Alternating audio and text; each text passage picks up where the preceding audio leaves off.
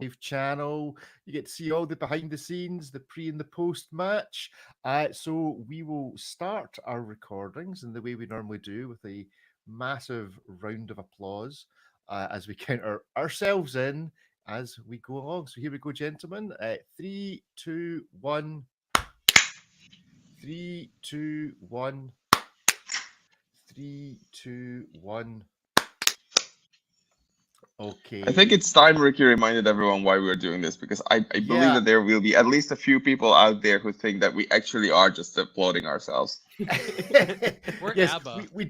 we do it so that in theory we can sync all the audio together because we get all this off as individual tracks, and then we try to clean it up from the dubious audio that will be going out live streamed. I'll also say that Ripley, a warning has popped up on my screen to say you may need to refresh your browser, whatever that means, if you're getting an error message. I'll hit refresh and I may join you shortly. Disappear. See you next week. So Ripley is already away. What a great start to the show. We're a man down already. We'll see if he returns. But we are joined by the travelling Wilbury that is Ariel has rejoined us this week. Ariel, where were you last week? What was your excuse? I had to remember. I was in Toronto, and cool. I went to visit Marathon Watch, which is a great company that I was thinking about this because they just did their Jeep collaboration a few months ago. They announced it, and they did a really good job. And I realized that's the first time they've done any collaboration of any kind. So it's actually kind of amazing that they did so good right off the bat. Commercial collaboration, not like a military logo on there. A TV show, or yeah. And then I'm off to Vienna, where I'll be seeing David, and we'll be partying with all the Viennese. I'm not sure. Viennese. And you don't party with them, you waltz with them. You waltz with them. We will be poorly waltzing in Vienna shortly. Good stuff. Well, there's Ripley back to join us. But before we go to Ripley and his great wall, David, how are you this week? I'm very well, thank you. Good. You appear to be repping some 1990s football gear. Yeah, I wanted to fix my microphone to something, and this was the closest and the least warm, so I picked it up. Is it crinkly, though? Am I going to have to edit out a whole load of crinkly noises because it looks crinkly? Or is it soft? I'm like frozen like this, and then we could get David a bandolier, one of those bullet things that goes across your chest. That would be perfect to kind of mount right here. Yeah, and just put like roads on it, like back up. Belt. He could look like a or something. Well, Ripley is here in spirit, if not visibly, which is great for a live show on the internet. So I don't know, Ripley, can you hear us? Come in, Ripley. Nope, Ripley is not there. So this was a bad idea. I mean, I can't believe that we somehow we all came up with it. Sure, let's update your browser in the middle of a freaking live. It's like a DJ going out, and it's like, oh, okay, my deck is saying I should update it. Sure, let's unplug it. That's right. Let's update Zoom or Riverside as we go along. So yeah, we'll see if we hear from Ripley at some stage, but hopefully he'll be able to join us. He'll Maybe be just back. to send smoke He's signals very or persistent. something. It's good. He is persistent. He's dogged. We'll be opening all the fangirl letters in the meantime. Where's Ripley? He's the only one I tune in for. Save Ripley. Ripley's the one we love. We only want to hear from him. Yeah. Save Ripley's wall. Well, Ripley's wall. He's become famous, and he is repping a significant amount of clothing today. So we do need those videos for those YouTube. We want to encourage brands get in the clothing business. You're most of the way there. I'd say that a lot of enthusiasts would spend money on a quality garment from the brand, not just like a labeled shirt, but like a quality garment that somehow fits the theme of the brand. I mean, the Tag Heuer kind of racing jacket makes sense. Breitling has done bomber jackets, but every brand should have their own set of things that make sense. I'm glad Ripley's not here because we'd go into a whole thing with Philip Plein in the shoes. So I have now let him back in, but we'll see whether he actually appears. There he is. Hey, we're just talking about you, young man. And he's on mute. He's not talking to us. All this way, and we can't hear him. He's only on mute. And he's Ah! off again. Oh, dear. Ripley is experiencing some connectivity issues, according to this heads up. No kidding, Sherlock. There we go. So you did get to see Ripley briefly there in his Breitling gear. We'll see. We'll see what happens as to whether he appears. We might need to stop and start again. But there we go. In the meantime, though, actually, just to follow on from what you're talking about, Ariel, so what clothing would Rolex produce or Patek? A blue suit. A blue suit, Yes. dark blue suit A for dark Rolex. blue suit. Fashionable, well done. It's got to be blue. Mm. Basically, you have to start with the regulation Rolex office, um, you know, outfit. That's what you need to wear. That is the standard garb. I understand that just recently they had a somewhat relaxed dress code, but just so people know, if you worked at Rolex headquarters for many years and you weren't wearing a blue suit, you didn't work at Rolex. What about Patek then? What would be the Patek? We're gonna go It's with a a gray tie. suit, with very colorful ties. Yeah, Very colorful tie. Oh, grey suits, but definitely a gray colorful suit. ties. Yeah, really Right. Is nice Patek wool, nice thin wool, but definitely gray. is Patek still Okay. giving out ties? The Watches and Wonders. They used to Uh, give out ties every single year. So yeah, yeah. that's a good point. I don't think they do anymore. Right. They used Hmm. to give some great stuff out. Uh, there was this decision that was made some years ago, not like actually sort of a decision where it's like media gets too much stuff. Let's only leave those gifts for retailers and what they call VIPs, which are basically just customers. So if Hmm. anybody wants to rally out there, it should be hashtag give swag to media again. That doesn't really roll off the tongue. We'll work on it. And so, what item of clothing do you think we're missing production, and who should produce it? I want more bathrobes. That's definitely up there. Towels. I mean, Hermes get a good towel. Nice to look at, not as good to use. Um, I think that dress shirts are missing. Obviously, Mhm. I love jackets, so I'll never say no to jackets of any kind. Enough of the hats. I think that there's too many of Oh the yeah. baseball caps for sure. Um, and I would definitely think well of a watch brand if I wore them in the form of socks each day. Yeah.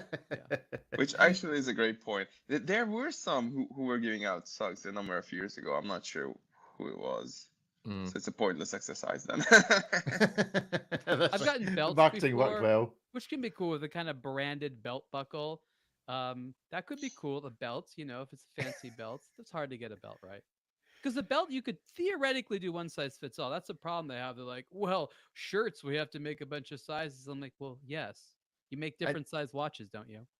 and do you think, on average, Ooh. watch journalists and the media are of larger size, or of above or below the median size of a human being? Oh, they Are we got to all go all the averagely way down fatter? to like basically children's sizes into the multiple X's. I mean, there's really no medium area. No medium area. Right. Well, Ripley is still struggling to join us, but I'm sure he'll keep trying. But let's begin with some thoughts from Ariel, and we'll have a wee look at The Silent War. This sounds like a Netflix series. The silent war between watch brands and retailers unfold as the industry eyes America. First up, Ariel, why is this America specific in your article? I really like to write about the things I know most about, and I don't want to claim to know a lot of details in terms of markets around the world. This is by no means just in America, but I can't speak as authoritatively as to what's going on in parts of Asia and the Middle East and Europe.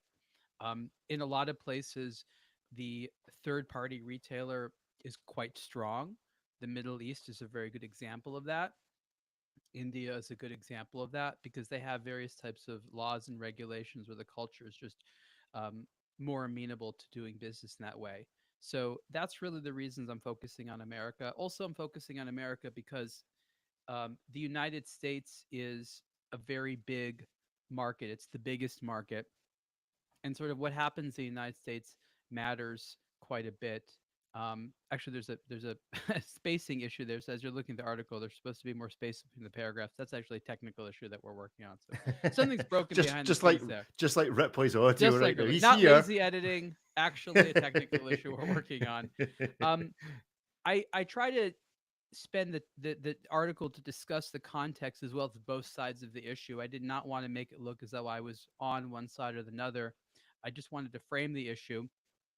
And really, it's a matter of a different philosophy of what are you selling, a product versus a service. And in a lot of instances, people are buying a service and not a product. In the sense, they're buying an experience that makes them feel good, and any old watch that is a result of that service is something they're going to want to get. Brands like to think, no, no, they want this design, they want these materials, they have to have this specific watch, which is actually less true. So I'm of the opinion that a large amount of the time, when people buy a watch, they're more likely to buy from a third party authorized dealer than directly from a brand boutique. Um, Brands want to maximize their returns and their revenue, which has various types of understandable reasons behind it. But I make the argument that they actually might make more money if they just, stuck with a wholesale model, which is work with authorized dealers. There's a lot of Mm, little nuances to this. There's a lot of nuances in psychology and cultural different expectations from European managers and what goes on in America. But the reason this is such a huge issue is there's a sort of a stalemate where brands and retailers have sort of just dug their feet in the sand, dug their heels in.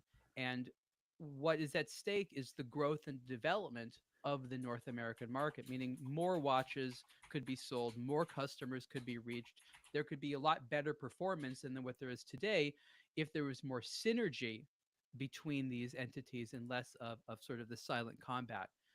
So that's really, I think, why it's important is for the foreseeable future, the United States will be the world's biggest export market for luxury timepieces. And this sort of strange combat between brands and retailers is thwarting growth. There could be a lot more money being made if they figured out a solution to this. So that's why I thought this was so salient right now. mm. So have we seen any brands go right through the process yet? They've decided to step away from the kind of cooperation with a wholesaler, with Oh yeah. a luxury provider, do it themselves, and then go, "That's a really bad idea," and go back to the kind of let's sell via Watches of Switzerland or whoever That's a else. very good question. There's definitely brands that have sort of been permanently in the middle, where they've played both Hmm. grounds. They've had authorized dealers and they've sold direct, and they've been sort of vacillating, and it's been unclear to them. Certain brands have gone all in on direct to consumer. Richard Mille is probably the most famous one for doing so. They did it in a very brazen way, and then you've had Audemars Piguet that sort of followed very much in a similar footsteps. More recently, Along and Zona has done this. Hmm. And then you have a number of, we'll call them smaller micro brands that sell online directly only, but not necessarily through their own stores.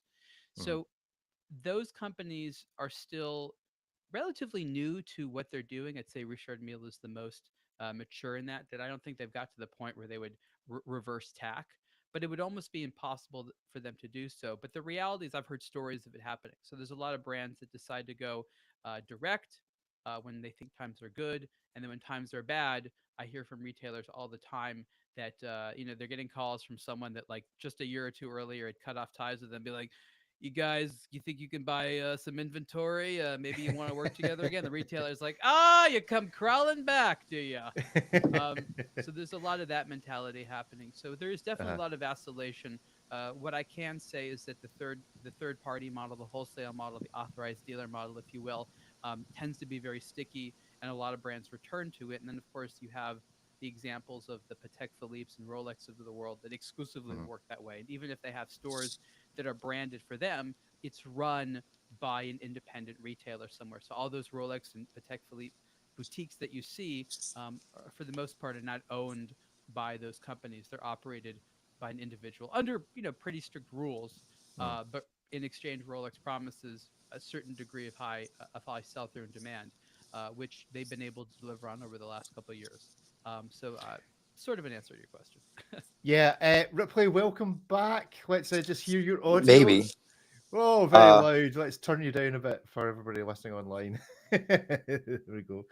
Yes, Ripley is back. Ripley, just we don't do a wrist check on this show, so to speak, but we will do a fashionista check. So, what are you wearing? well, like a good Swiss watch brand, I've been resurrected several times, so hopefully I'm here to stay. Um, I'm in chronometer theme, so we've got Formex on the hat, Breitling Uh-huh. on the shirt, and the watch is Brellum, who only produce chronometers. So So That's cool. Ripley, full COSC COSC certified spec. Ripley. Yeah. Good stuff. Ripley, David, your experience over the years of the changing scene in how watches are sold, being sold to you by people that, from my experience, multi-brand stores tend to have people in them that love watches because they want to sell all different kinds of watches. Whereas I feel when you go more to a mono brand store, these are people that love the brand. They don't necessarily love the watches the brand sells, but they have to. They can't say, "Oh well, rather than this, you could I interest you not necessarily in this Panerai, but in this Omega." They don't have that option. They have to love everything that's there. They're not allowed to have favourites. But what's your experience over the years of the difference of the way the market has been changing, David? Well, I personally prefer a multi-brand boutique almost all the Hmm. time. I prefer to have the choice, the options, the ability to go and compare two watches side by side right then and there. And somehow I feel like this is only personal experience, of course, but as though the staff was also a little bit more active there. In a Yeah, I monobrand agree. boutique, oh, you're already in our net, so let's find something that you might like or you might not like, but we have you already, you know. So sometimes I Hmm. get that vibe. Whereas in a multi-brand boutique, um, I've worked in sales in electronics for 6 years, so I know what it is like to represent one brand versus the others, and how to sell or how to move and how to work with customers. And it was a whole lot more fun, you know, when we have competition within the house as well. So I prefer multi-brand boutiques, that's for sure. Ripley, have you ever preferred a mono-brand boutique over a multi-brand? I mean, it can be nice if you really just want that one brand and want to really steep yourself in an extravagant boutique and learn more about that one brand specifically. But like David, if you're shopping for watches and it's not like you're looking for one specific thing, yeah, I'm almost always going to prefer multi-brand boutique. And I think being able to see two brands watches side by side is sort of important in figuring out what in a watch is important to you. And if you're at a Panerai boutique and you don't like a Lumina or a Radiomir, you're absolutely out of luck. Being able to see that contrasted against something else and say, well, what did you not like about those cases or the watches, and seeing what you like in something else, that's just kind of part of the experience of finding something that you like, and that's exponentially easier at a multi-brand boutique. Hmm. Ariel, have you ever met anyone that prefers mono-brand over multi-brand? Just as an interesting question, I'll stick it in the show notes and on the Spotify vote as to whether anyone has a preference for mono over multi-brand. There's people in the comments that have said they are. I agree with everyone here that I universally feel better in a multi-brand boutique, and if only for the reason that the person working at a brand boutique obviously works for the brand, and you feel like you need to be like on your best behavior, can't accidentally insult the brand, and there's really not that much you can say, like just going on and on about the same brand. Whereas you can more be like a watch buddy to someone that sells watches at is a multi-brand boutique. You recognize their loyalties to the store itself, not necessarily any one brand they carry. You can be a little bit more casual with them, and those types of easier conversations tend to lead to more sales. Hmm. So I think that's one of the reasons that people feel more comfortable there. Also, there tends to be more to look at. I remember a time going to a multi-brand boutique where you just felt excited to learn about brands. Like, what do they have here? What models do they have? There tends to be a lot more of a limited selection at most of the mono brand boutiques. They try to make it that way on purpose, or they just tend to have less watches. If they pack a lot in there, they think it doesn't look as exclusive and sexy. So, from just a sheer discovery standpoint, there's like a lot less to see there. And then you also have the different mentality is Are you there to celebrate the customer and you want to make them feel good and make them feel welcomed and that you want to help celebrate them, which is what third party stores do? Or do you want to act as like a shrine to this important brand, the house of blah blah blah company? Yeah. You are within our confines, are you good enough to don our our art? And it's a very strange thing where you have to like prove yourself, and American consumers don't really like that. We like to sort of feel a little bit more empowered. We go into a store. We don't like to feel like we need to be on our best behavior. I mean, think about your average shopping mall. People walk Mm. in, they're wearing flip-flops, they're eating an ice cream. Last thing you want to do is get in their knees and be like, "Oh, person in suit, please make me feel worthy enough to wear your watch." And so, to kind of conclude, what's the future? What's the future path? Is this just a cycle? People think they can make more money by going mono brand and going wholly owned, and then eventually 10, 15 years from now, they'll go, wait a minute, we've now got this massive overhead.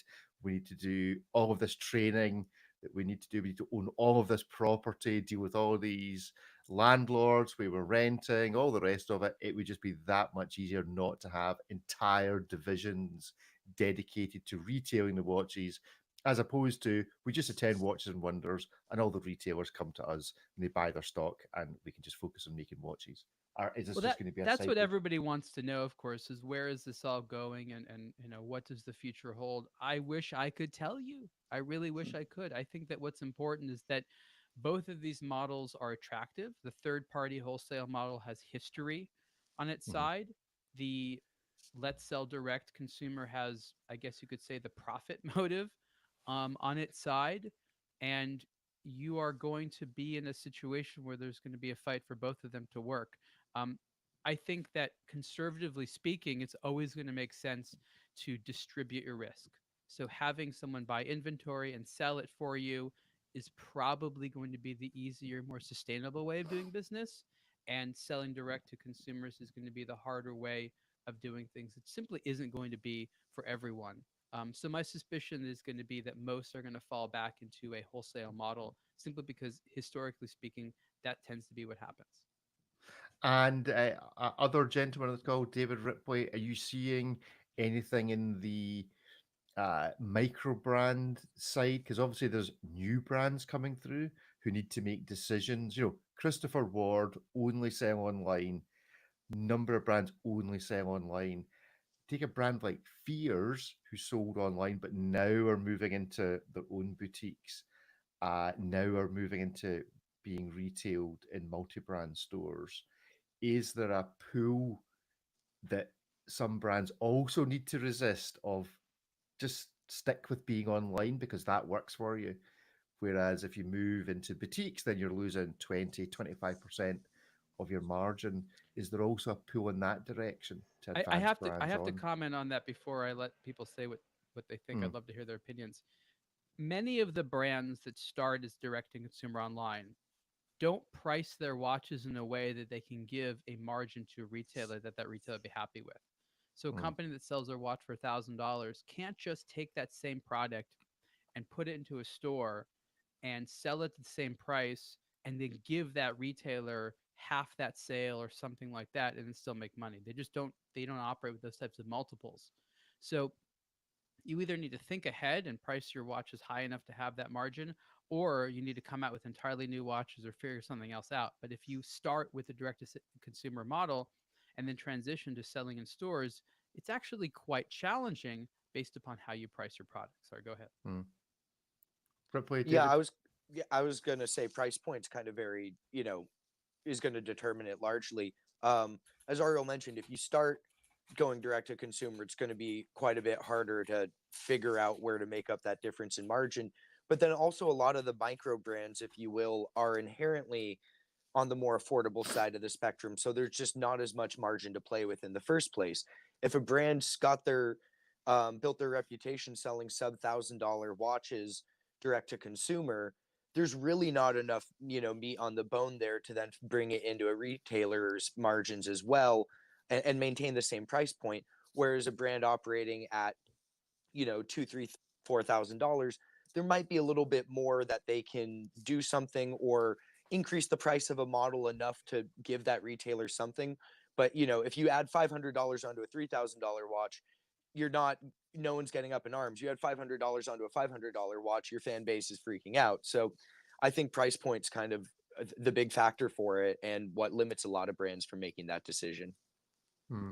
So, final question to three of you. If you owned a watch brand, what would be your preference of where you sold it? Online only, mono brand, multi brand? What would be your choice? David, where would you sell your David watch? Probably online, because I would want anyone in the world to have access to what I'm doing. Good answer. Ripley's stone based wooden clad. You'd need to be like the Moser, the icons, the Ripley icons watch.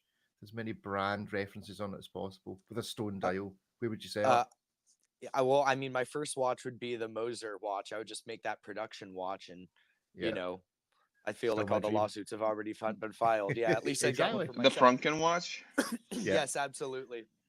And then I'd make the Nice. Yu-Gi-Oh dual disc that Olympic guy came on. But that's aside the point. It would really just depend on the price point. If I had a watch where the quality of the good was superior to the point where I think people would need to see it in the metal to truly appreciate it, I might want to, obviously be priced as such where I could I would want to have it in a retail environment.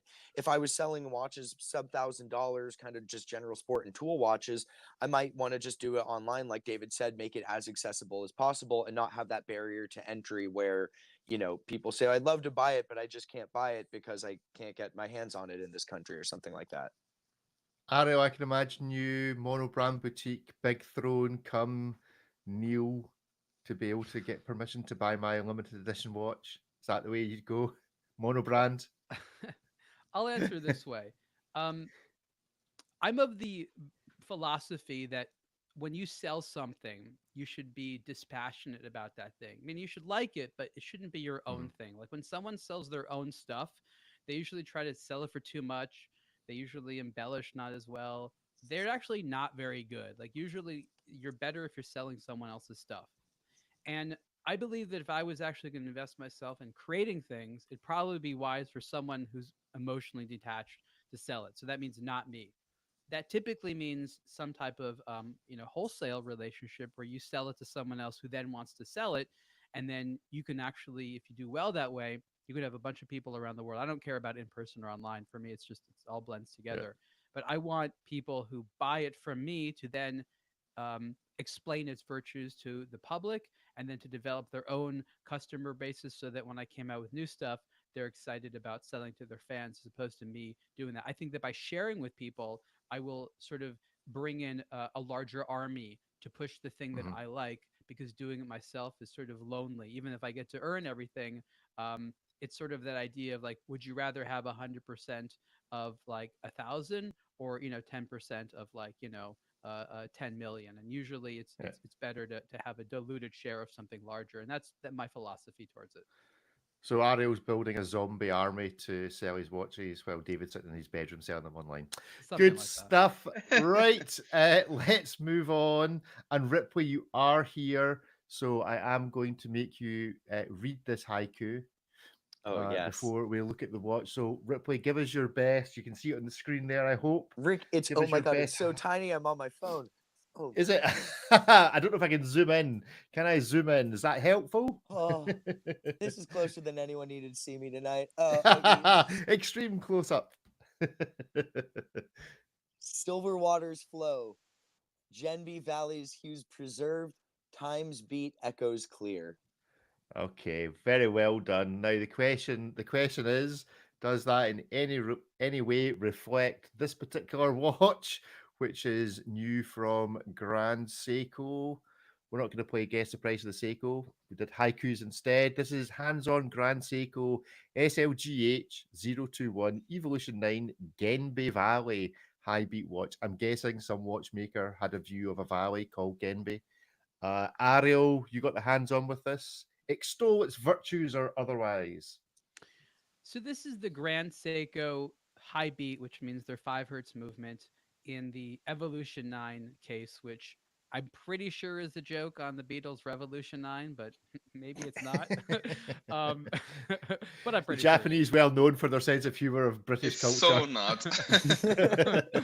I'm going to say it is because I want it to be. Yeah. I think the thing that I'm amused about in this was there's this dial which is very pretty. It's sort of a lightish green with a little bit of blue. And Seiko had this picture of some water flowing in a river, presumably in the Genbi Valley, which inspired this. And I asked myself, do they come up with the dial first and then say, what does this remind you of, everyone? Or do they be like, hey, this water in this valley, let's figure out how to make a dial version of this? And both ways are presumably possible. Um, I imagine one happens more than the other at Grand Seiko, and I'm mused on this. I don't know if we'll get an answer. Um, I think that if you had a bunch of other Grand Seikos, this might not add too much to it unless you really wanted this movement or you just really like this dial color. But if you haven't had one yet and you're thinking, let's get one, it's as nice a watch as any.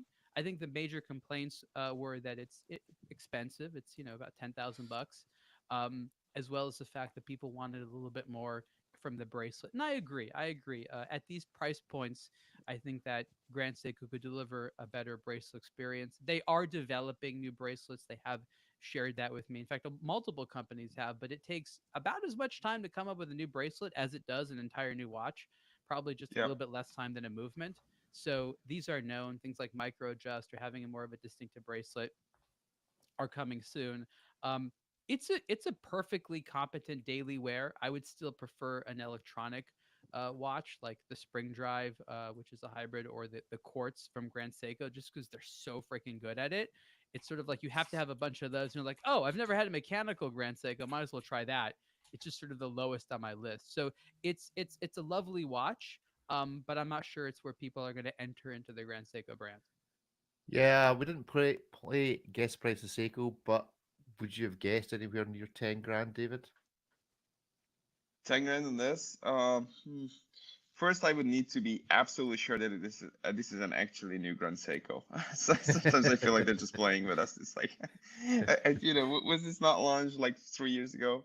I quite like all of these, to be honest. I don't mind the bracelet too much. I mean, it's only 5 more years before they come up with a nice one.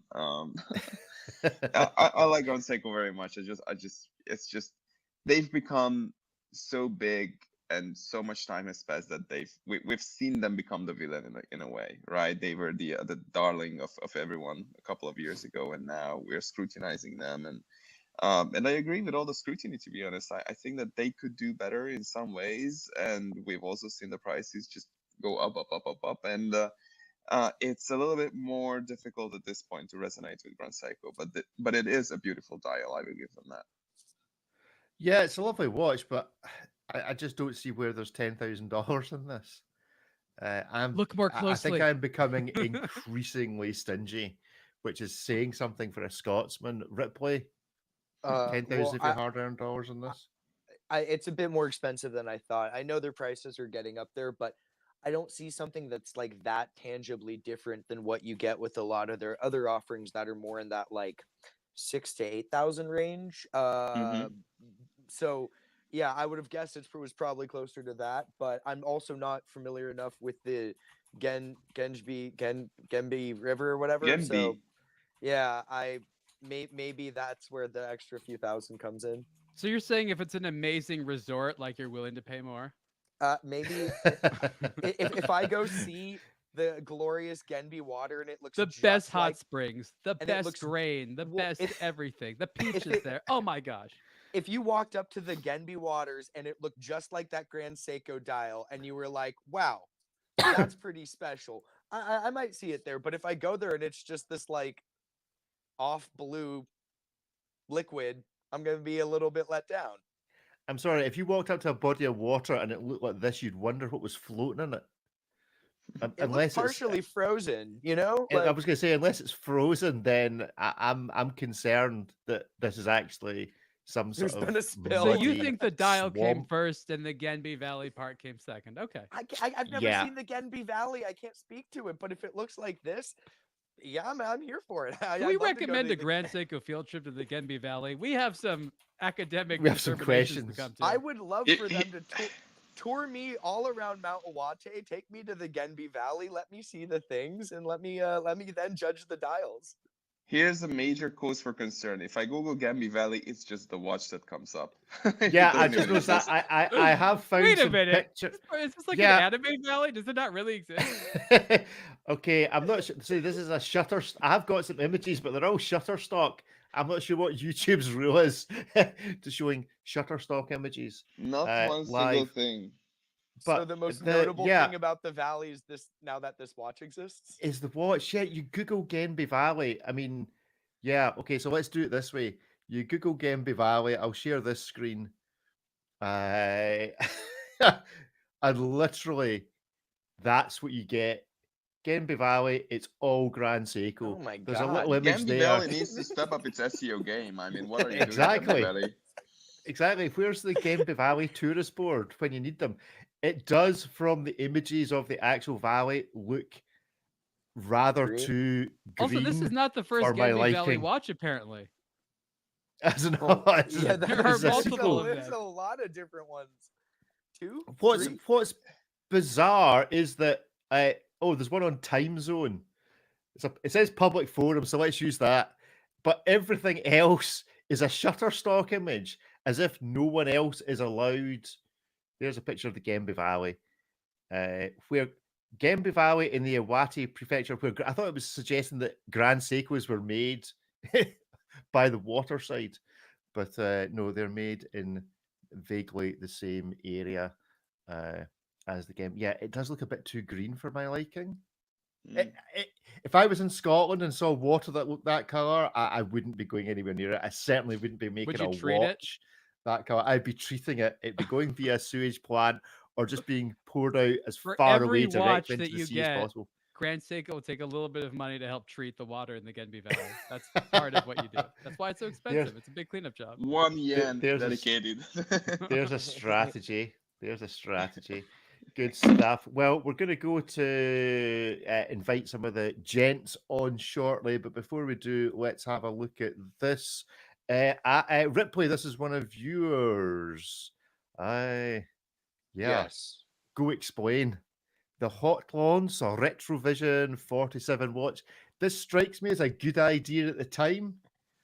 I'm not sure it's, explain. Old-fashioned So- radio. Well, basically, yeah. So they back for Watches and Wonders, they created this piece unique version of this, which was inspired by this like 1940s radio broadcast receiver, which had this very marble bakelite piece. It was never supposed to be offered to the public. It was basically just done as a talking piece for the show. People talked about it. It looks quite striking. Got enough attention. The feedback was quite positive, so they're creating this as a limited edition, which is a commercially available version, but it sort of steps its game up a bit versus the prototype. So it's a hand painted titanium case that's that lurid color of green. Grade 5 for the case. Grade 23, which interestingly enough is what they use in like surgical applications for the grill, the frame, and the little handles on it. Of course, there's a flying tourbillon in there because it's Hotlands, and it's got the a double balance spring because they're owned by the same folks that also own Moser. And there's some interesting loom on there in the radio waves. Really interesting piece. Obviously, they're not making that many of them, so it's not like this has to have massive commercial appeal, but it's cool that they're making it. And if you look at the vintage inspiration of the actual radio receiver, it very much is the wristwatch version of it. It's not in any way loosely inspired. It's almost kind of a one-to-one watch version of it. It looks like the kind of watch that Wallace and Gromit would have on. That's the on best their compliment wrists. anyone's given that watch, by the way. and it's cool from that point of view. Is it $66,000?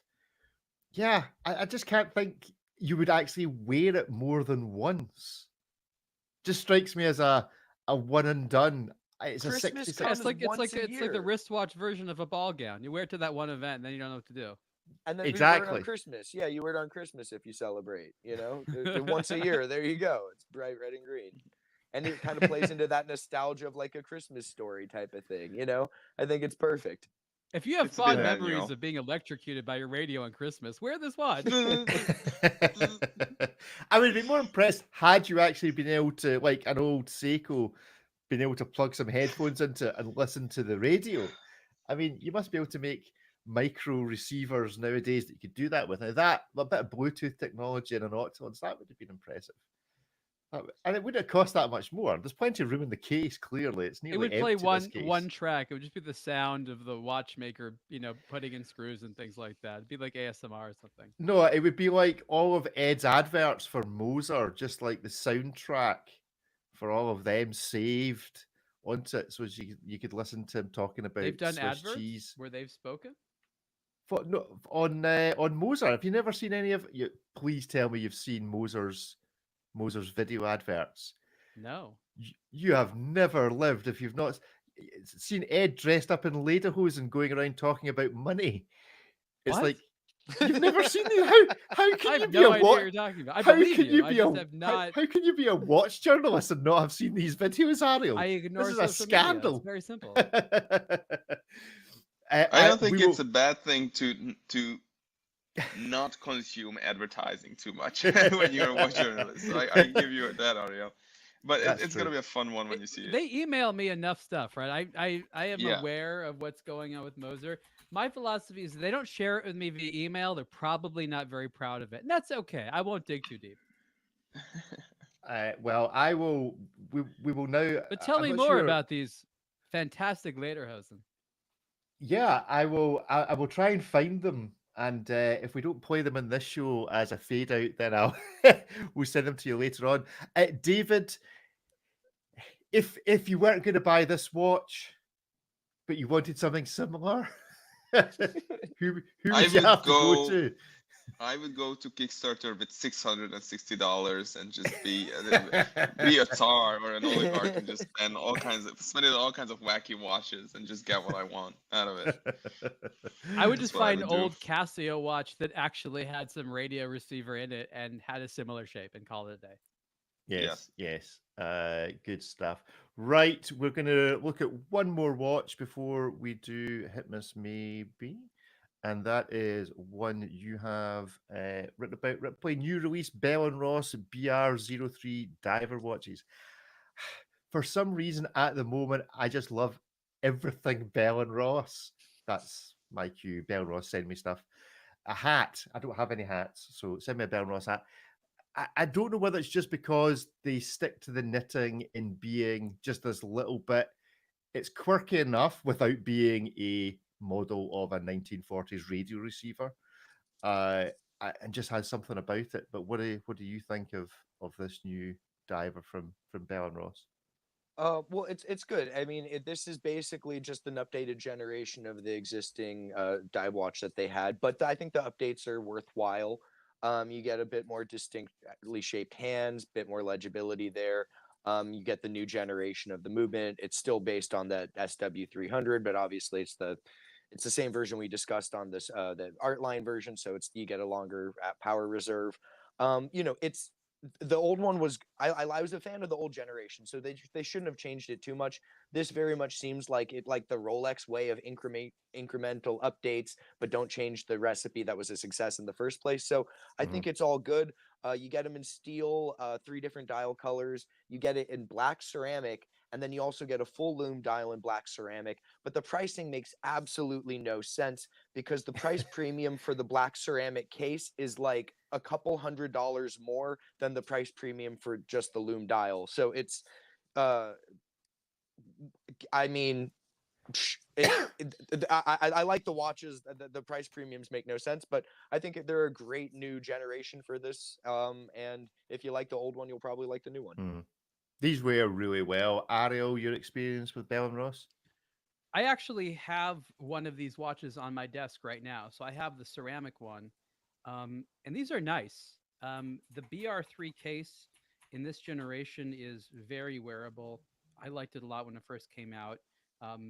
What I really like about this is it's a very pretty tool watch. So it's got great proportions on it. It's very legible. You don't have a bunch of shiny surfaces on the dial of this version, yet it looks very nice as well visually. So this is sort of Bell and Ross at their best, where it is a cool tool. but it also has a wonderful visual aesthetic to it. So these are actually kind of great, and it's unfortunately just going to require people actually having to wear and see these, because I think the problem is that Bell and Ross, after they originally launched the BR1 and BR3, well over 10 years ago, I don't know that they did enough to tell people like it's time to re-experience it. It's time to learn it again. I think it's important to remember that in around 2004, 2005, I think when the BR1 originally came out, it was insanely hot. It was very popular.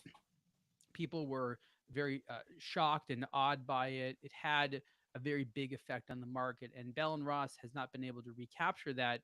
So I'm wondering what they can do to sort of reintroduce this shape, because it's surprisingly cool, and it had again an enormous impact on the market about 20 years ago now. David?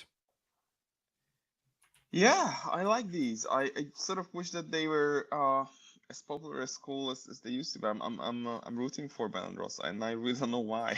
It's just something I like. I like modular designs where you can modulate things a little bit just to find your exact taste and preference. And but that takes a very solid foundation, and I think some of these are exactly that. And also, I've reviewed some of their very relatively more high-end stuff, like the BRX one, I think it was, and the quality of execution was very, very high. It's even for the money, which was it was not a cheap watch by any stretch of the imagination. So Benrus is becoming from this has turned from this very popular trending thing into this well-kept secret in a way that people have been ignoring it, because it's like you have these ups and downs and phases in a design, and I can see Benrus coming back in the next couple of years a little bit, unless they screw it up like Panerai did. Let's hope that does not happen. What are you saying? What are you saying? I think they're very Yeah. similar to Panerai. I think they're very similar to Panerai in that regard. They both have like Just a quarter of the this- price. yeah, but they both have this like very similar or like very distinct case shape that gets adapted to these different types of executions, depending if they want to go more dressy or tooly. But there's only so many watches that have a profile that you can kind of spot and identify from across the room. Bell and Ross has it, and if you want like a tool-oriented non-round watch, they're kind of one of the de facto brands. It's like a tough Cartier, if you will. So I'm also rooting for them. I'd love to see them kind of make a return. Good stuff. Well, making a return elsewise is some folk for Hit Miss Maybe. So let's have a wee look. Let's let Kevin in and see if Guy is around as well. I believe he's joining us this morning. There we go. There's Guy.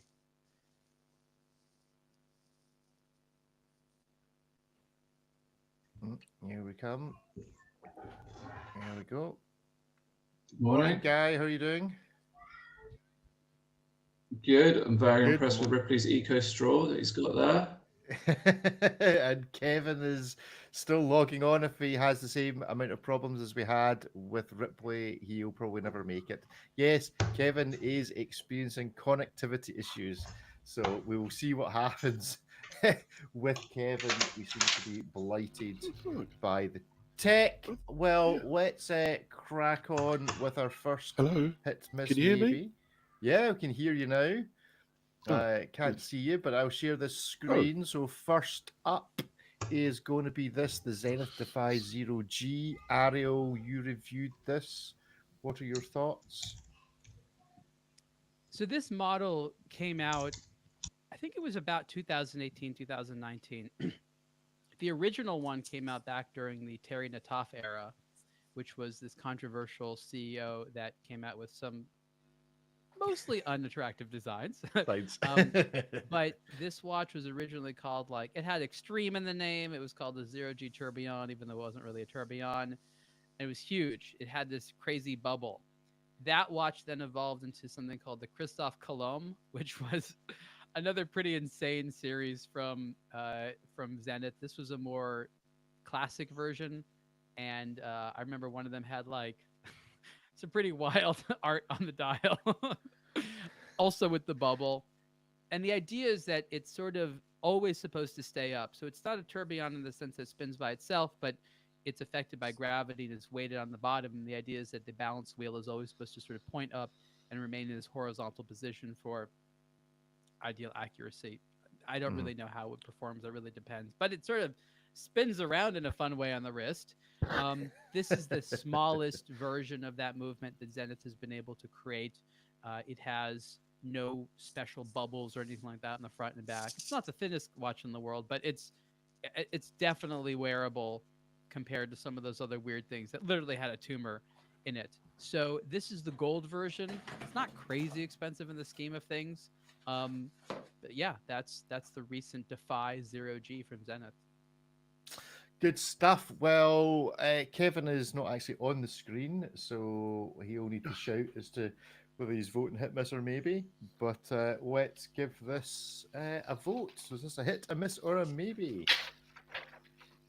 Hits, Hit. maybes. Kevin is voting how? Hit. Kevin is voting a hit.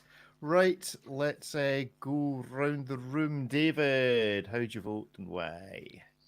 I voted a hit. I just love this series, and it also reminded me of those wonky Christopher Colomb ones. I took some amazing pictures of those back, and I think it was Couture or in Vegas a number of years ago. I like the concept of Zero G, the stupid name, the weird realization, the whole thing is just magic, and it flies me back to that era in watches and watch movement development that is not over, but it's died right down for the last number of years. Ariel, having handled it, did it stay a hit or did it become something else? No, you're muted. I forgot to put my card up there. I'm gonna go with a hit. I was thinking maybe on some ways, but you know what? Honestly, for the money, for how crazy it is, no one else is gonna have one of these things. That's what I like about this. You're like, oh, you all got tourbillons, bet you'll have one of these twirly, spinny things. And I think that's really fun in this space to have something that no one else has. There's, it's like the opposite of wearing the Rolex. When you wear the Rolex, it's, you're like, oh, you're on the in crowd. But when you have the weird Defy Zero G, you're like, oh my gosh, you thought to get one of those? That's awesome. That's brave. You're gonna get a thumbs up from everyone.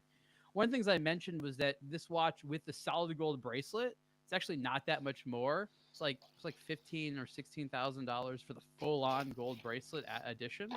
And I was like, if you want like a crazy watch with like a big gold case and bracelet and pretty like dazzling movement, like you could spend a lot more for a lot less. And so it's actually kind of a pretty good value. So all things considered, I would happily wear one of these weird things and just pray it doesn't break. Oh, it will break.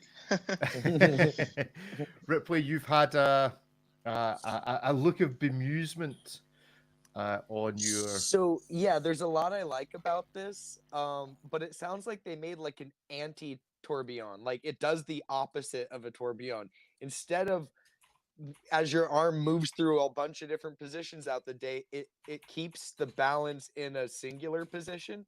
It counteracts the natural positional variation, and it's kind of like it works in the total opposite way that a tourbillon's supposed to. So I need to do a bit more digging into this complication, but there's so much I like about it in that it's weird and like it's kooky. And if you can get it on a gold bracelet for only 15K more, I guess that's a bargain. But yeah, I do need to look a bit deeper into the actual possible usefulness of this complication, because it may be counterproductive for on the wrist chronometry, is what I'm thinking. So yeah, I'll have to do a bit more digging. A tourbillon that makes it less accurate because it's not a tourbillon. It's like the anti-tourbillon. Like at least if your arm was moving, if it was going like this, your arm's changing position. If it's keeping it weighted at the bottom. That's look, technically speaking, if you really want to get nerdy about it, this should be more accurate than a tourbillon, because a tourbillon is meant for a device like a pocket watch in a particular type of position. Most watchmakers will say the tourbillon is the motion of your wrist. That more or less averages it out. So this is theoretically supposed to keep the balance wheel in its best regulated position, or the position where it's least prone to errors, no matter what way you move your wrist. So I hear what Ripley's saying, but it's based upon the idea that tourbillons are somehow useful in a wristwatch, which they're actually in many instances less accurate. So a tourbillon, which is as accurate as a standard, I don't know, 2824, is itself a miracle. So this is Heard just a some miracle if miracle. it doesn't break, right? Like if this can make it its full service interval, that's a miracle. Yeah. If this watch is engineered enough to put up with like 2 solid years of wear, I would be incredibly impressed. Well, I have to say I'm impressed. I do like this. I gave this a hit. It just looks cool. You know, as we discussed last week, when watches get to a certain price, it doesn't actually matter A, whether they're set to the correct time, or B, whether they actually work, because it's just about the bling. So there we go. Guy, how did you vote? I voted maybe. Mhm. I'm not even. I mean, movement's a movement, and you know, if you want accuracy, get a quartz or a G-Shock. To a certain degree, I voted maybe because I was like, if I could get a Zenith, I wouldn't get this one. If I could get a skeletonized Zenith Defy, I wouldn't get this one. I think there's nicer ones. It's kind of a bit nah. Like you could take the Zenith off the logo and it could kind of be any brand. Like whereas like the Defy, I had to look at this up. The Defy Skyline skeleton like really stands out to me as quite iconic of one brand that I really like. Whereas I just think this isn't as nice a design. Mm-hmm. Good stuff. Well, Kevin is still having issues, so we'll come back to him. Hopefully, he'll log back on. Right, next up, it's a brand I'll confess, it's a brand I struggle with. Ripley, you're 2 for 2 this week so far. That is the Nomos Tangenti 38 date, 175 years watchmaking Glashütte watches. So, is this a celebration of 175 years of Nomos, or 175 years of just watches being made in glass? Are they actually celebrating somebody else's anniversary? Yes, they're celebrating yes, in no uncertainty, they're celebrating the anniversary of watchmaking in their hometown of Glashütte. So that is what these are. Just like Baskin Robbins, you get 31 different flavors. They're all limited editions. At this point in time, they're also, you can't buy them online. They're sold out online. So you're just going to find these in the wild among the retailers, like little Easter eggs in Pokemon. But with 31 different versions, there's a bit of something in there for everyone. They really range from kind of muted utilitarian kind of earth tone type of deals to just full on color bombs. So you're gonna find something in there you like. And I think it's kind of interesting they did this. It's almost bizarre that their whole Watches and Wonders presentation was just 31 iterations of this one watch that already existed. But it is arguably their most popular model, and now there are all of these things out in the wild, and seeing them all side by side was kind of cool at the show, because up until that point I hadn't seen them. Like if you look back at our original news article, that was all of the photos we had at the time. And it was really interesting to see how some of these are expressed, and here's an assortment of ones that Jake shot while at Watches and Wonders. Yeah. Did you get to see the one called the REL? I was just about to ask about that. Oh, I did. And so at the time of launch, Nomos didn't have photos of all of these on their website. Now, if you go over to Nomos's website, you can sort of scan through and see all of them side by side. And yes, there is that one. I was wondering if it was inspired by you. I can't imagine Very cool. you named it after yourself, but maybe they named it after you. No. And it says Ariel on the case back. Oh gosh. They just want you to buy one. You've got to buy it now. That's the problem. So the They're all coloring's sold kind out. of That's the problem. No. it's kind of- one down.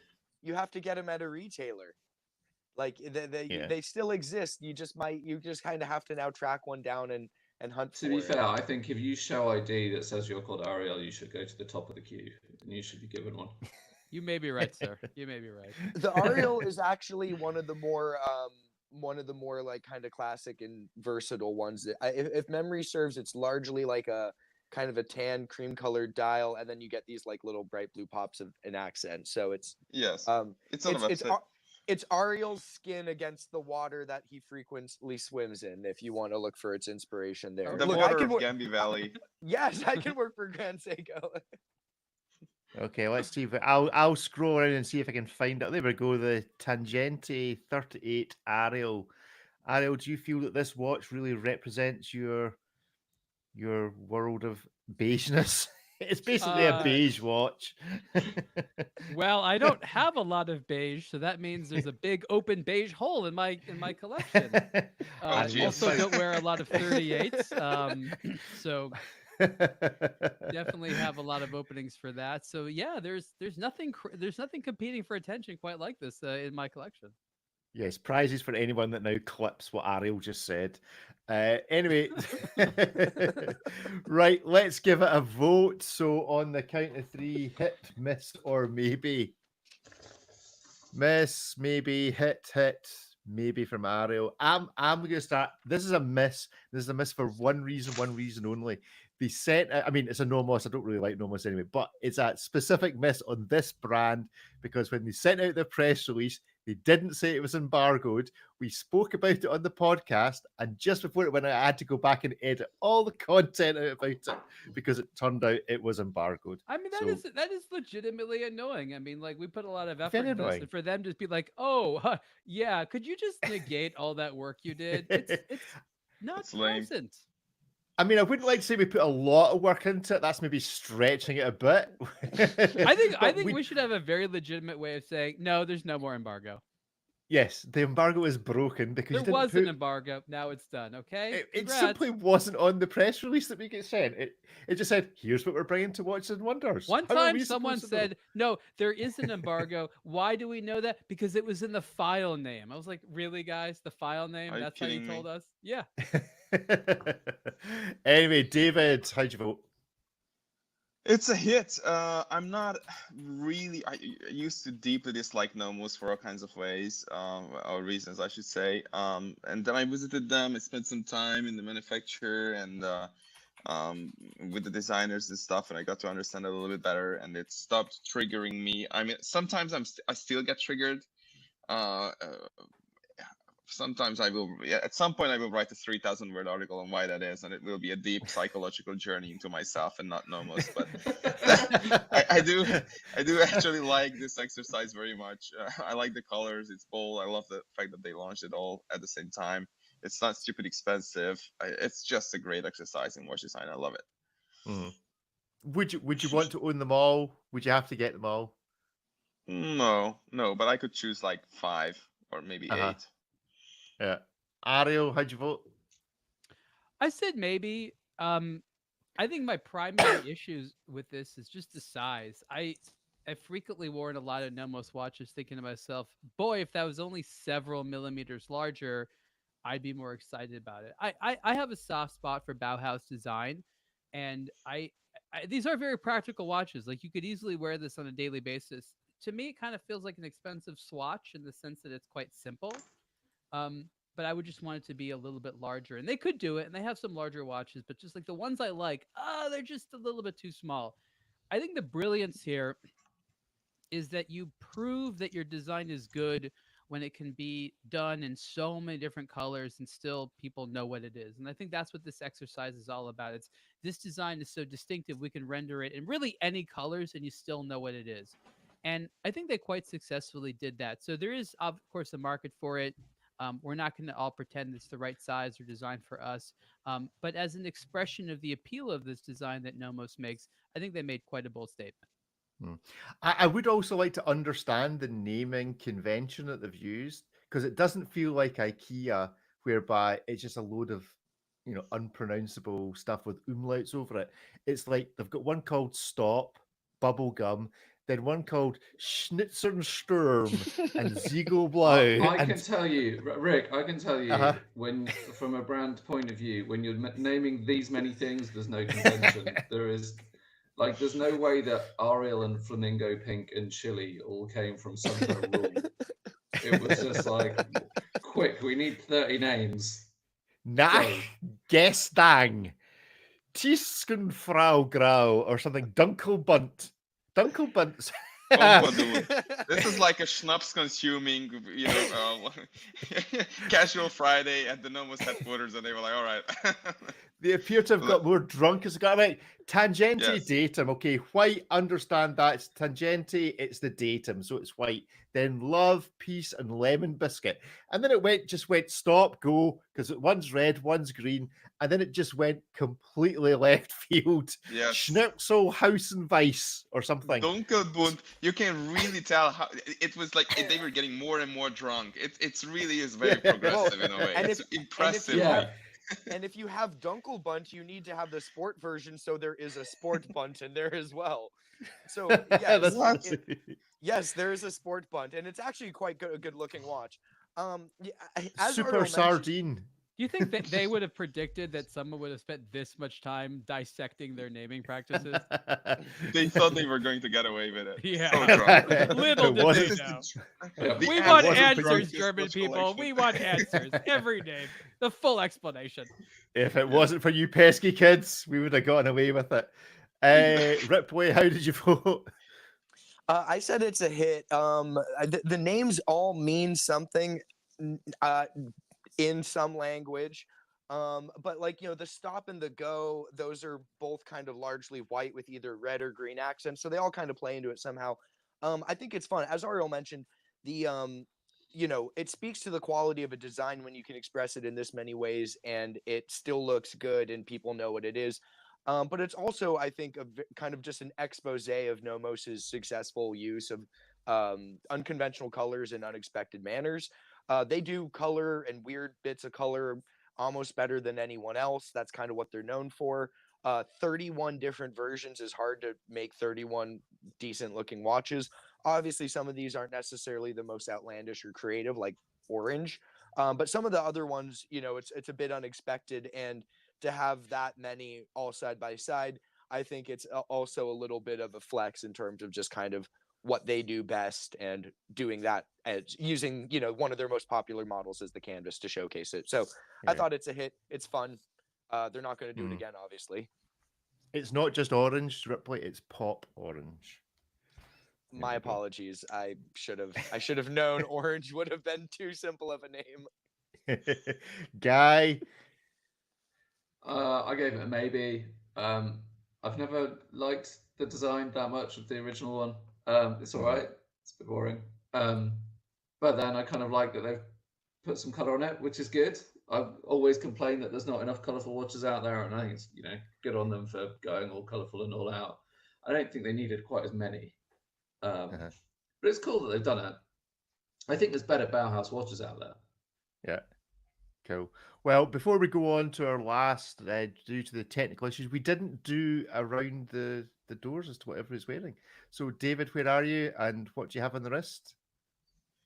I'm in Budapest and I have nothing, but I have prepared a panda here. Never before bred in captivity. A panda on the screen. Yes.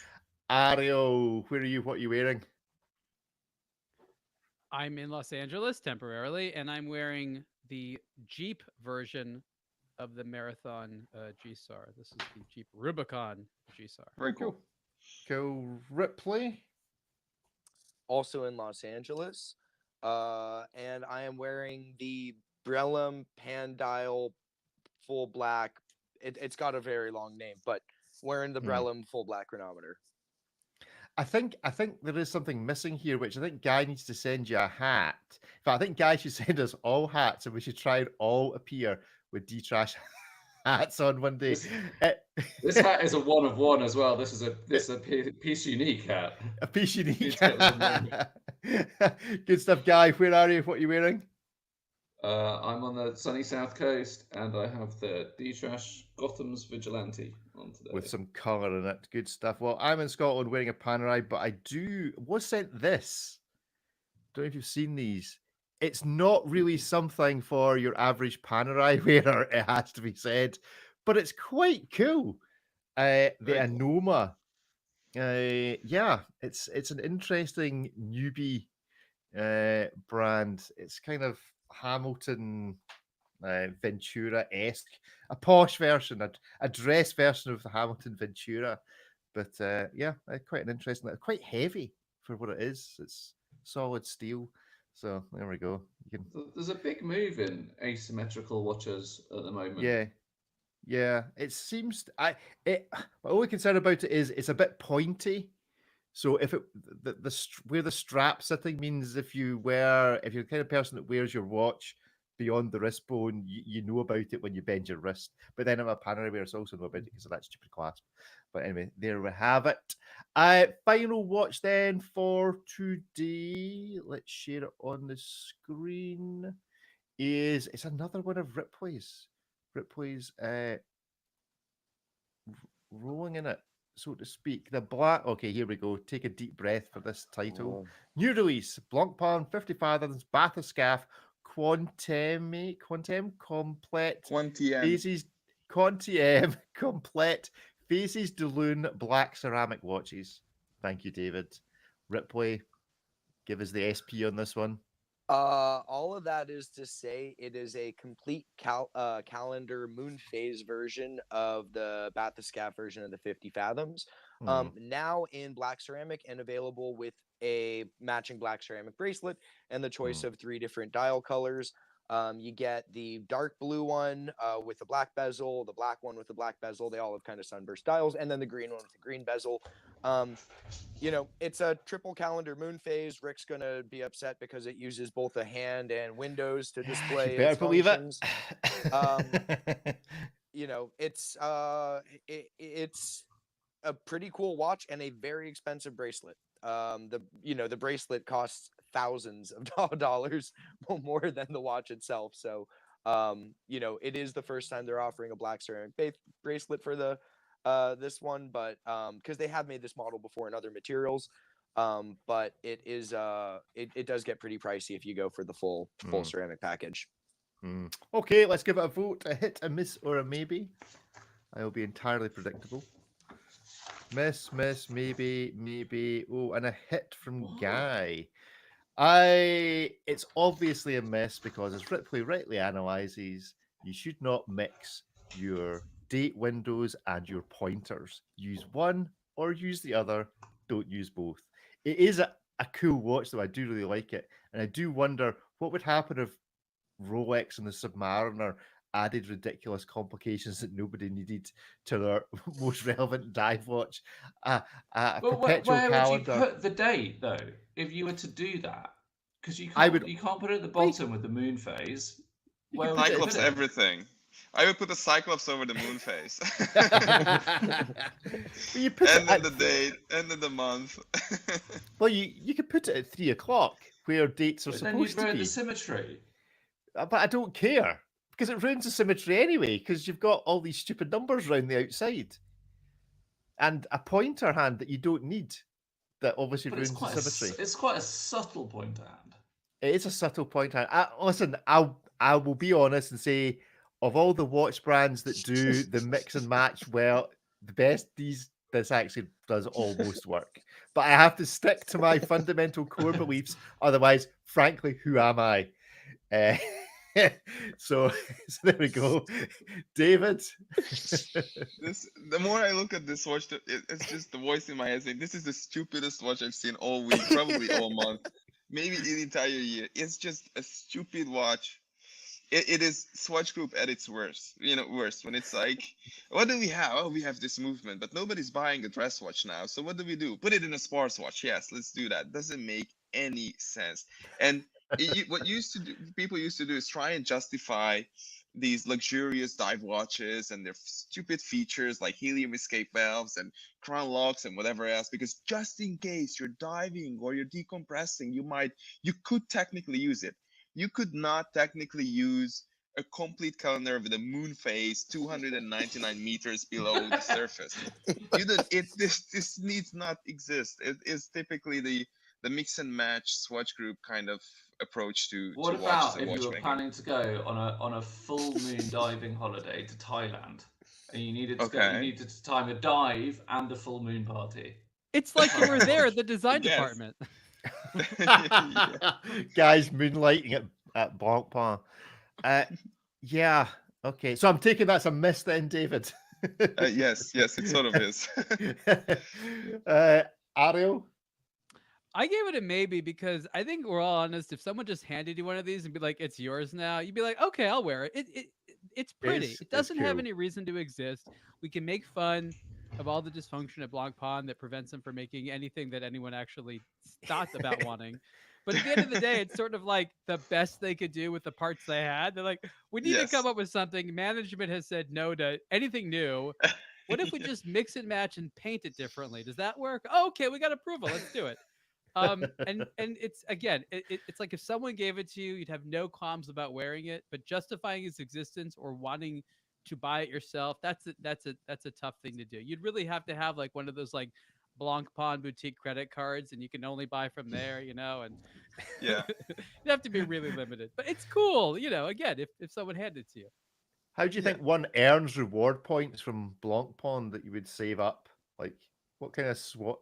In my fantasy world, there's actually some rewards you get. Like people buy these watches. There's no points. You never like build up something. There's, I guess, maybe in the background the brand's thinking about it, but you need to gamify buying watches a little bit more. I think so. Ripley.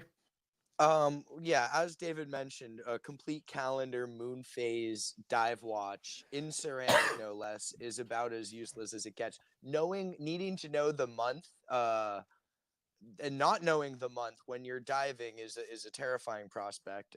If you're that out of it.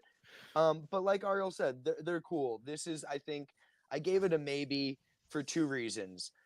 If you can appreciate that this is like Blanc Pond fully accepting that the 50 Fathoms is not actually a real dive watch that anyone is going to be diving with, other than a weird flex to say they did it to their friends in 2024, and that it really is this kind of elevated status symbol, yeah, why not make it out of ceramic? Put a complete calendar in it, put a moon phase in it. It's kind of a cool piece. Utterly useless and not practical, but it's kind of a cool piece in terms of how ballsy it is. Like I struggle to think of many more complications that are less practical in a dive watch than a complete calendar. Perpetual calendar, annual calendar, certainly, sure, whatever. But like, it's you kind of have to appreciate them for it, and it's also like you can get a Blanc Pond swatch in bioceramic or like a swatch moon phase. Those are both pretty hot right now. Or for tens of thousands of dollars, you can just get a Blanc Pond no swatch, not bio, but regular ceramic. And you can also get your moon phase. So, it's like the Uber swatch to flex on all the people who bought their swatch watches. It's the Uber swatch group watch. So yeah, in that regard, it's definitely a maybe. And the second reason it's a maybe is if you can enjoy the prospect of going into the boutique and having the sales associate try to explain to you why this is practical and relevant in your life, that's got to be worth some enjoyment whatsoever. So, that adds into my factory as well. There's definitely a game to be played, secretly recording brand representatives telling you the positive spin on their most ridiculous watches. If anyone would like to be involved in illegally recording brand representatives while they pitch their most ridiculous watch, then do let us know, get in touch. There is one key oversight I would like to mention in terms of functionality. In the event that you do need a complete calendar while diving, it's almost certainly saturation diving, and this does not have a helium escape valve. So what are we even doing here, guys? Like this has just been totally irrelevant this whole time. Guy, it's got a nice strap. It has got a nice. I prefer the fabric strap. I'm gonna say I think it looks better on the fabric strap than the ceramic strap. That bracelet looks cool, though. That's a crazy engineered bracelet. I think you're all crazy. I like the Bathyscaphe is one of my favorite watches ever, and I really like black ceramic watches. So for me, that's like two brilliant things coming together. Guy, we never really knew him. And I'm just like, I think we need to I think the whole kind of watch industry needs to probably stop judging watches on the functions that they had 50 years ago. Like, it's like, you get a Garmin if you're going diving properly, it's fine. Like, I've got a bezel on my watch. I use it to time pasta, not diving. Sure, but then they need to stop designing them like they designed them 50 years ago. No, because it's like it's a heritage piece and it's a thing of beauty and like we're not, but like, look, no one what is it, 10, 15 grand? No one's buying 15 grand watches for their practical purpose. Like, you're not like, go on Amazon. There's way better ways to spend 15 grand and tell the time. I mean, Or would you not want a spend 15 grand and supercar? tell the time. But like, would you want a supercar that couldn't go fast? You have to judge them on their technical merit. Otherwise, we're just, you know. Oh, well, I mean, hold on, Rippy, because that is like a pet hate. Because like, why do I don't get supercars. Like, I see supercars and I'm like, they're really uncomfortable, and you either can't go fast in them or you lose your license for driving too fast. Like, get a track car, I understand. Supercars, I think, are ridiculous, but you know. I think I've gone off track. It looks pretty. It looks pretty. It's a diet. You know, you can use the bezel to time cooking your pasta. You know, if I don't get the point of a moon phase on any watch ever, like it's ridiculous. But if you want a moon phase, why not put it on something you can have a bezel on? It's fine. Yeah, I actually think there needs to be a public inquiry into moon phases as to actually how genuinely accurate they are. Because I remain unconvinced that they actually reflect anything of what's actually going on in the That's sky. your concern about moon phases is the accuracy. I mean, I would 100%. I would take this watch without the day, without the month. I quite like the date, and without the moon phase. Ideally, So just a bath scarf then. Could you repurpose? Yeah, you are in luck, sir. I believe they make that exist. I mean, they do exist. I know they exist. It's not many. The black ceramic's hard to find. Yeah, it's a nice design. Ripley's got an idea. I can see the smoke coming out his ears. Yeah, if we agree that the moon phase complication is useless, could that be repurposed? I mean, and keep in mind, brands spend a lot of time and energy creating really, really accurate moon phase complications. But if we all agree that it's kind of useless and it's just sort of this cool thing, could we repurpose the moon phase complication with more or less tracks things on a lunar cycle, 30.5 days or whatever it is?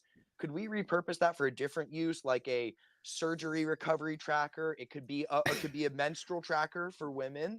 It could be anything that you needed to track like 30 days, like a rent tracker or something, where like, you know, though it's it's been this amount of time, but it's less than 30 days. So you should probably send the payment now because of wire time or something like that. You know, like, could we repurpose the moon phase complication and give it a relevant thing? Because Guy uses his bezel for checking pasta, and that makes perfect sense. So could we redo the moon phase? Well, Konstantin Chaikin did that and turned it into a tongue. True, very true. Although I think we probably need to go to David's point from like 2 weeks ago about we really need some women on this debate. Who I'm sure will appreciate Ripley's idea of designing a menstrual tracker on a bath scarf. But there we go. We'll see what the market's like for that. See what the market. Okay. Do you think they prefer ceramic bracelets or fabric bracelets? Anyway, on that note, more durable the better. We will finish the podcast recording. So if you're listening to this on the podcast, then thank you for listening and tune in again next week. If you are on a Blog to Watch Weekly Live, then we will say goodbye to the podcast folk, but hang on for a couple more minutes for some extra time. So to all the podcast listeners, see you again in a week's time. Goodbye. Say goodbye, everybody. Bye-bye. And for everyone else who is still tuned in to a Blog to Watch Live or has gone to watch the channel, right, gentlemen, I think I can probably do this and maybe not break too many laws. I don't know which video this is, but we will now broadcast for Ariel's delight a Moser video. I don't think this is the really funny one, although there is a funny picture of Archie Luxury on the side. I can't find. Go on, Ripley. I was gonna say, can Moser really get mad if we play their own ad? I don't think so. I'm Edouard Mellon, CEO of Ash Moser & Company. I'm here looking for a campaign for our new Pioneer watch collection. So I'm meeting a top-notch Parisian agency. But let's see what they've got. The guy explains what he's come up with. He seems very excited. His idea is that you don't buy a Pioneer for yourself. You buy it for your son. He talks about a man who's worked hard succeeding through his own blood, sweat, and tears, who decides to leave his most treasured possession, his Pioneer, to his son. Wait a minute. Pass on my watch to my son, Tom?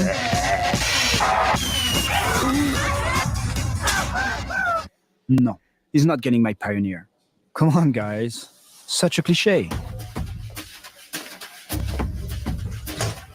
Edouard, tout va bien?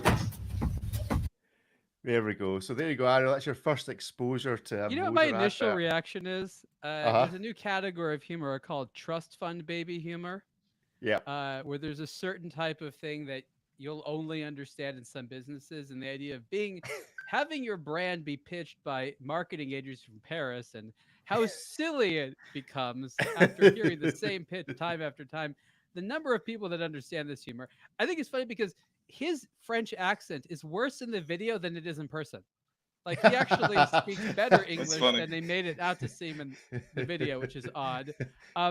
It's a true description. These brands have agencies that pitch them all the time. They can't come up with their own marketing for whatever reason. So a completely different company in a different city that has no understanding of how they do business is supposed to come up with it. And this is really kind of the epitome of sort of like a 1%er problem. It's like, oh my gosh, guys, those marketers we pay all this money to, they can't think of an original idea. And again, I like these guys, but I can't help but feel that this is one of those like world's smallest violin problems. I'm like, really, guys, this is what you choose to have like a trolling video on, is to make these agencies folks feel bad? Yes, they have cookie cutter solutions. What did you expect by hiring a team of 25-year-olds to come up with your marketing? And as somebody who's been agency side, that is an agency video which has been shot from many different, it's nicely shot, nicely edited. You've got different camera angles, different, like, that's probably a video created by an agency about a joke about an agency. Yeah, it's so meta. It's a total meta agency. joke. Absolutely Very meta. right. And have they not heard of Patek Philippe? Like, someone's had this campaign. But that's the joke. That's the unspoken. Yes. That's how 1%. But I don't think it is. Like, is it? Oh yeah. I don't think it's like Oh, different. No, that was when he was in his adverts about 6 Remember, years old. if you look at all their marketing, the number one thing that the Milan brothers like to do is make fun of the other brands. I mean, the watch we're all talking about, the Swiss classics or whatever it's called, the legends. It's the same exact thing. They are obsessed with having their own commentary and what the other brands do. It's a huge theme in what they do. Yeah, Because we do it. We have a joke about on the inside of our packaging, it says you never actually own the planet, you merely look after it for the next generation, which I think is a bit cleverer play on it. But you would, because you own D-Trash and I know Edwards I would, Moser. and I wrote it myself without an agency. But they it's not very clever. Anyway, so there you go. That's Ariel's first exposure. Maybe every week we'll play a different Moser ad for Ariel and Guy's take on it. Anything finally, gentlemen? Anything best watch ads, anything, gentlemen, you wanted to say in the show but didn't get the chance to comment on? Final thoughts from anyone before we leave? I really wanted you to do the overseas. Oh, we did the overseas last week. The green and when gold I wasn't one. here. I wasn't here either. I didn't know. No, neither was that. No. So how would you have voted, Guy? He hates it. You hate the overseas, don't you? I love the overseas, and Rick will appreciate this. It's the only watch where they kind of incorporate a logo into the strap, but really cleverly. Yes. Without it being like the logo, but they make it into a link, which I think is genius. I think we just have a discussion about straps. How much does the overseas in gold cost now? Oh, it's about 60,000. No, more, higher, lower. I can't remember. What did it not? I've not listened to that one. Did it Too much. not get rated well? Well, we rate it because they released a whole load at once, so I think on average it was a maybe. I particularly like the dual time because I think it's the only watch that does asymmetry well. It's but I think David liked the blingy ones, and I think that was about it. I'll just scroll down here, and before we finish, tell you that the Vacheron, the entry level's 58 grand, the top end is 80,000 for the chronograph in gold. So there we go. Good stuff. Well, thank you for hanging on to listen to a bit more of our after chat, and we will speak to you all again in a week or so's time. Goodbye, everybody. Cheerio. Bye. Bye, everyone. Bye, everyone.